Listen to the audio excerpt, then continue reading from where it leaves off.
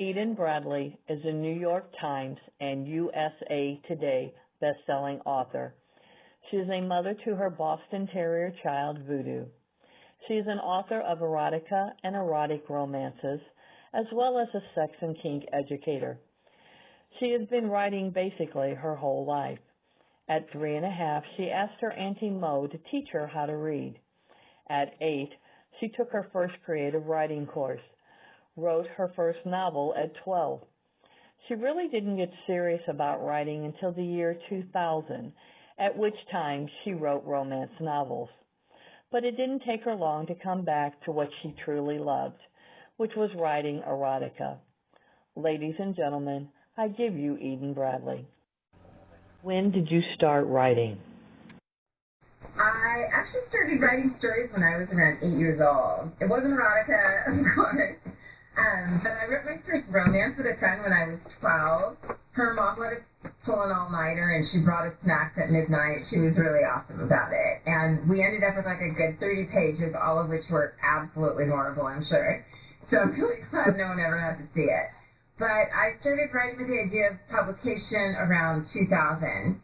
And it took me 4 years before my first ebook came out, and it really only happened because the authors in this industry were just so amazingly supportive and helpful. What made you decide to become a writer? I come from this really creative family. Dad was in the film industry, and he did a bit of screenwriting. My mom got her degree in theater arts, although she became an attorney. But later in life, she actually moved to Singapore and then Hong Kong, and she worked as a freelance journalist, writing magazine articles. Most of the time she was in Asia, which was like 12 years.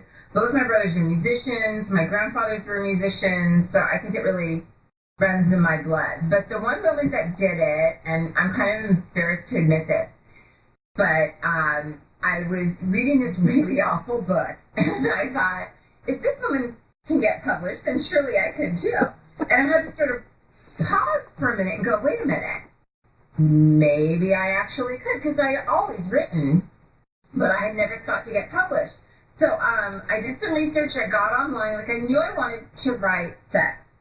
And I was looking at what was selling, and at that time in erotica, really like the best stuff, right? Like best lesbian erotica or best whatever erotica was selling. And then Black Lace Books in the UK was selling erotica, but none of those authors were really making money, and they were, for the most part, short stories.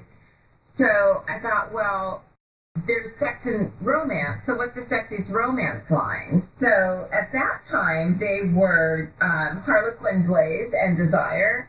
So I joined the old eHarlequin forums, which in those years was really, really primitive. But I met some amazing authors and aspiring writers, and the authors in particular were so helpful. Nalini Singh was one of them when she used to write for Blaze. They just really like held our hands and taught us how to write. So I took workshops. I learned all I could. I joined Romance Writers of America chapter in Los Angeles. I met my first critique partner through the eHarlequin board. She writes now as Gemma Halliday. She writes this Spying in High Heels mystery series, and Gemma and I were critique partners for a number of years. At first, we both wanted to write for Silhouette Desire, and then later, of course, I went into erotica, and she started writing what was chick lit at the time. And she's amazingly popular now. She's got her own Kindle world. She's sold her Spying in High Heels mystery series to, I think it's Lifetime Channel, to be turned into a series, and she's done a spin-off YA series of her main character. So, but she was a really good writer, and she was incredibly helpful. And between her and all the other authors who mentored me, I was authored by Sylvia Day, by Shayla Black, by Nalini Singh. So there were some amazing people who were just kind enough to like hold my hand and really help me through it. I couldn't have done it without them. How did you come to be a writer of erotica? I've actually been writing sex and kink since I was maybe 19 or 20, like little short stories. And having been into kink most of my life, erotica was a really natural direction for me. And I think that there's so much that happens during those really vulnerable moments in sex that's way too important to be kept off the page. I think character arc, relationship arc, personal growth, self-discovery, it's those complexities that really fascinate me as a writer. Plus, let's face it, writing sex is fun. What writers inspired you and your style of writing? My biggest influences, even though I write erotic romance, and erotica are not romance authors, probably Anne Rice is one of my biggest influences. And if you haven't read her erotica, oh my God, you need to go get it now. Her Exit to Eden, Belinda, her Sleeping Beauty series, just amazing, amazing books.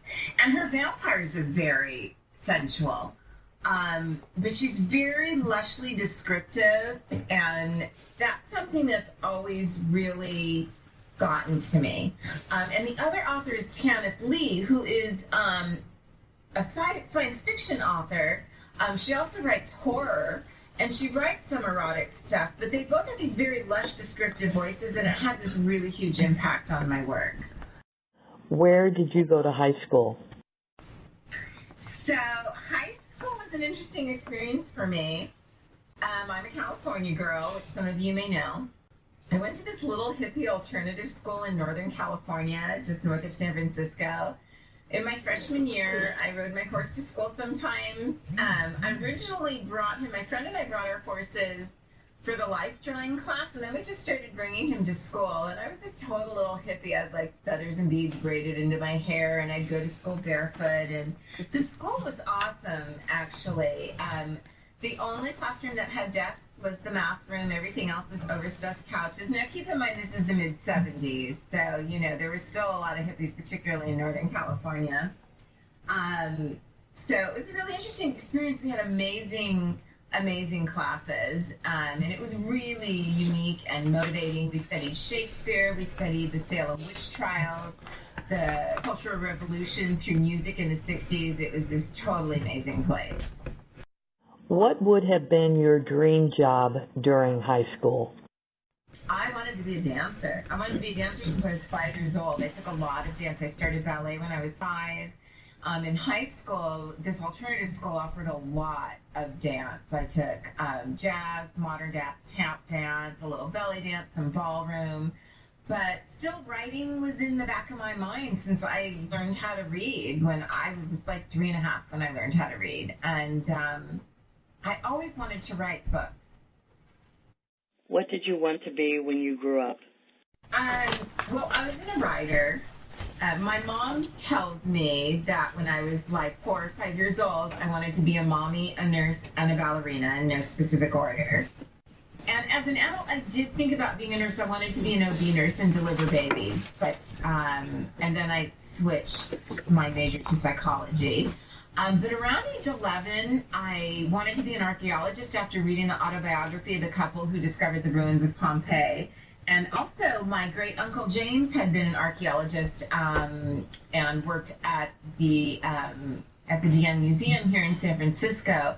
And he passed away before I was born, but I think that always had a big influence on me, because he and my great-aunt Isabel in the 40s and 50s would go all over the world on digs. But again, I always wanted to write books, always. I actually took a creative writing course in the summer between 3rd and 4th grades, and it was totally voluntary, so my writer geek side obviously started really early. In the last 10 years, Eden Bradley has taken on a new venture as an educator focusing on sex-positive culture and BDSM practice and psychology. She teaches a class on sexual positivity for women called Empower Your Sexual Self, getting women in touch with their sexual desires and to get the most out of their lives. She keeps her political beliefs out of the public eye, and LGBTQ is an issue that is near and dear to her heart. With all that she has going on in her life, she still manages to keep herself grounded. In her own words, I get to write, and someone actually reads my book, which is a pretty good life. Thank you for joining us and getting to know your author.